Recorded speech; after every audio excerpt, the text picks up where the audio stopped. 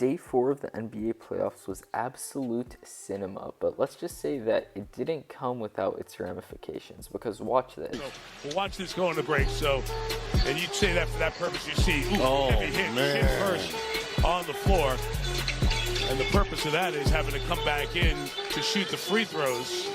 If it wasn't a flagrant foul, there was no foul at all, but not on the act of shooting, under the limit, side out, so he can sub out, full step out. Yeah, that's totally right. You just saw Victor Wembanyama get knocked unconscious in an NBA game. The Spurs actually ended up losing this game to the Blazers, Wemby only playing 12 minutes, and Scoot Henderson actually dropped 31 points for probably the best game in his career thus far. So this was absolutely insane, and along with that, the Lakers-Rockets game and the Sixers-Celtics games were also ridiculous, so let's just get right into it. We'll start off and spend the majority of the video talking about the Sixers-Celtics game because, wow, this was incredible. VJ Edgecombe, the rookie, had 30 and 10 on 60% shooting and was a plus-minus of plus 17. To go along with that, you had Tyrese Maxey drop 29 and 9 on pretty inefficient shooting, but look, 29 and 9 is 29 and 9. Paul George dropped 19, Andre Drummond 10, and Kelly Oubre 12. For a good all-around team effort, but really impressive from the rookie, and the Sixers finally bounced back. Even without Joel Embiid, who is still out after getting his appendix removed, they were still able to play extremely well and ward off Jaylen Brown, who actually had 36, 7, and 4. And Jayson Tatum had 19, 14, and 9. So, I mean, they both played pretty well, and they could just not beat the Sixers. So, super impressive outing from the Sixers today, and this actually brings up a few questions. One, who's going to win the series? I thought that the Celtics had it in the bag more or less, but this loss is making me a bit shaky about it, especially if Joel Embiid has the opportunity to come back sometime soon.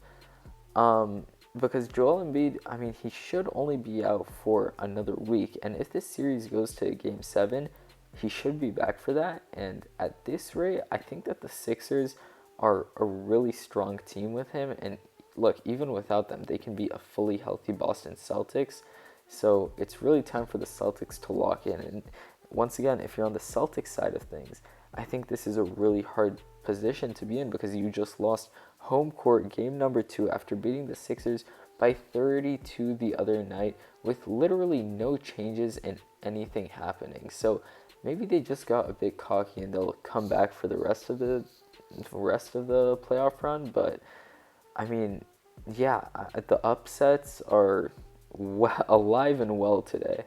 And speaking of upsets being alive and well, shifting to the Blazers-Spurs game, the 7th seed Blazers upset the 2nd seed Spurs in, I mean, embarrassing fashion because at some point in the 4th quarter, the Spurs were up by 14 points. You heard me right, 14 points. The Portland Trailblazers only had a 7% chance to win on multiple sportsbooks and prediction markets, and somehow they were able to come back. This was spearheaded in a large part due to Scoot Henderson, who of course dropped 30 as I said in the intro, but also Drew Holiday, who had 16 and 9 playing really, really efficiently and not giving up the ball at all, having literally 0 turnovers, but look, he had a steal to go with it. Now, one of the biggest letdowns from this game, in my opinion, is Deni Avdija, because Avdija only had 14 points, 4 rebounds, and 3 assists. And, I mean, it seems as though the Spurs have been... okay, look, maybe they haven't been containing him too well, considering that he had 30, 10, and 5 last game. But, I mean, if you compare it to his regular season, where he dropped 25 and 10 in the last game, 35 and 5, 29, 6 and 6, 26, 4 and 7, 26, 28, 20, 20. I mean, this is his worst game in a really long time, probably ever since getting injured. And all of this is not to mention that one play-in game where he had 41 points and 12 assists. So it seems like the Spurs were able to contain him, and that was their main game plan going into this game. But of course, when that happens, you need to leave someone open, and it looks like they just left the wrong guy open with Scoot Henderson tonight.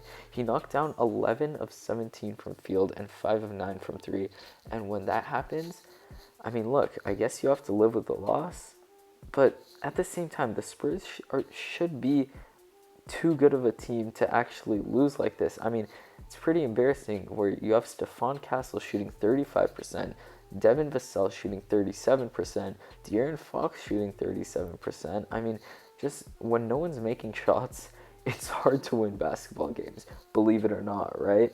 And I mean, no one really played well with Stephon Castle having 3 turnovers, De'Aaron Fox having 3 turnovers, just inefficient games all around, causing a 3-point loss in a major upset. Finally, the series is a bit interesting, and now going to the Blazers' home court, it's definitely going to be something to keep your eye on. Okay, now I'm recording the last part of this video pretty late at night. It's 95-90 currently in the Lakers game with just under 2 minutes to go, but I'm very highly assuming that the Lakers are going to win. They're playing very, very well right now. Marcus Smart has the hot hand. I mean, I genuinely have not seen something like this in a while, because Marcus Smart has not played since March 21st before coming back for this series. And in this series, he's dropped 15-8 and now 25-6. Just ridiculous performances. To go along with that, LeBron, 26-8-7. This is all before the game ends, by the way. Luke Kennard, I cannot believe this, man. I think, honestly, has he just replaced Austin Reeves? Because he has 21-6 tonight, as well as 3 steals. And I mean, just those 3 guys are absolutely carrying the Lakers, who actually don't have above 100 points just yet, but it seems like both teams will end just around 100 points. So Lakers, I'm highly assuming that they win this game, will go up 2-0 in this series without Luka Doncic, without Austin Reeves. Austin Reeves probably out for the rest of the playoff run, but Luka Doncic could be back in, 3 weeks, which means that the Lakers would have to win this series and the series after that, which honestly, at this point, seems very doable for them. They've been extremely good this series, and I mean, yeah, LeBron, it seems like he can still do it alone, which is crazy because he is 41 years old. I mean, it's just unbelievable what this man could do at such an old age. And as I'm recording this, Marcus Smart with his 5th steal on the night. Kevin Durant has 9 turnovers. That's ridiculous. 9 turnovers from Kevin Durant in his first game back. Obviously, his knee isn't fully healed. I don't think that anyone can say that. Yeah, it looks like LeBron just hit the dagger. So everything I just said remains valid. Yeah, Kevin Durant, I think...